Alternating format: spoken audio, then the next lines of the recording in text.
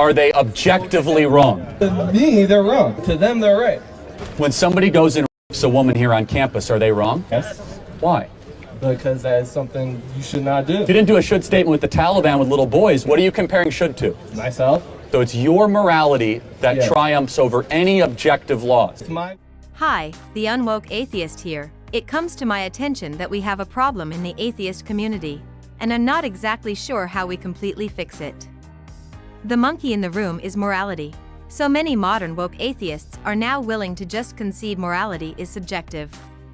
This is problematic, as is clear by the clip I just showed of Charlie Kirk. Yet, the closest thing to an answer we have is collectivism, or morality from the benefit of society.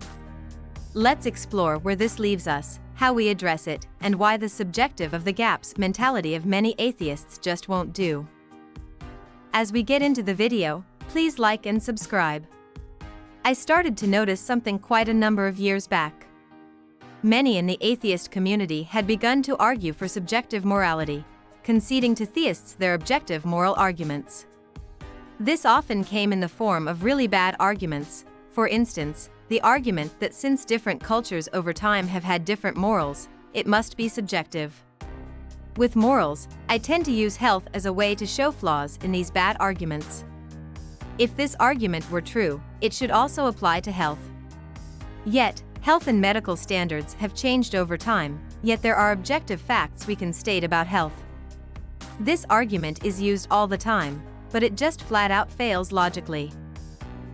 Another argument I see quite a bit is the assertion that since a certain action might be right in some situations and wrong in others, it must be subjective.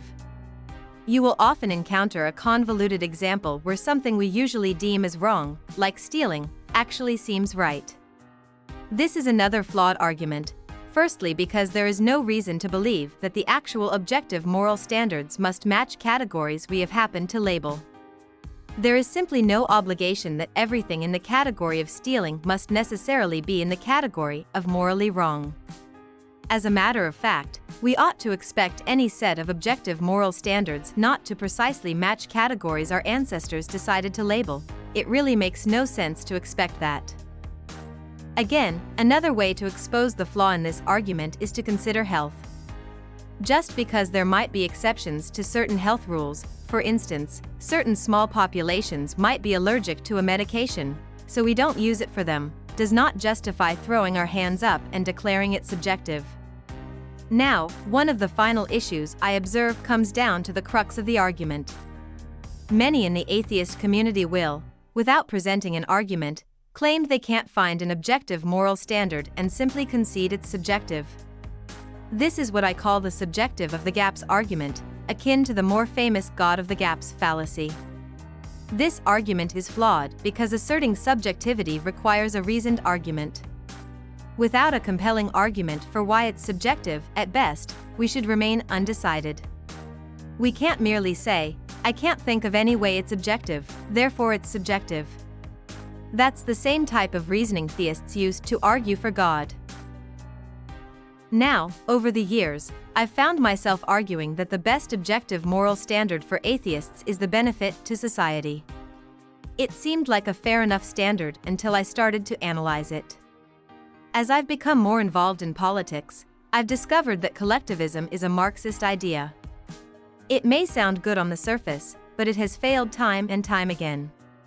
This is the dilemma. It seems like the best we have and feels right, but when it's actually been put into practice, it just keeps failing.